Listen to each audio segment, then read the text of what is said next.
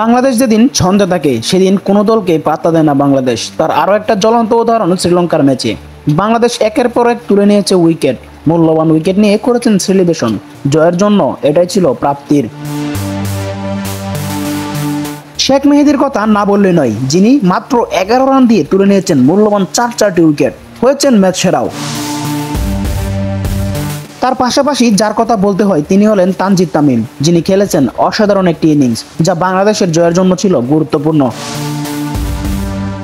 শ্রীলঙ্কার কাছে টেস্ট এবং ওডিআই হারার পর টি-20টা নিজেদের করে নিয়েছে টাইগাররা। খেলেছেন অসাধারণ একটি ম্যাচ, যা উপহার দিয়েছে বাংলাদেশের দর্শকদের।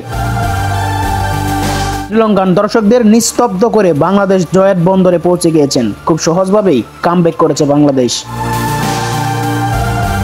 বাংলাদেশের এমন পারফরম্যান্সের জন্য ক্রেডিট দিতে হবে লিটন কুমার দাসকে, যিনি অসাধারণ ক্যাপ্টেন্সি করেছেন আজকের ম্যাচে।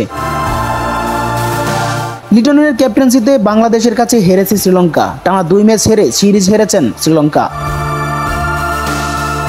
লিটন দাস হয়েছেন সিরিজ সেরা, এমন ক্যাপ্টেনকে তো চাই বাংলাদেশ।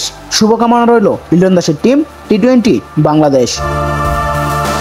ইউনুস শেখ, 24 টিভি।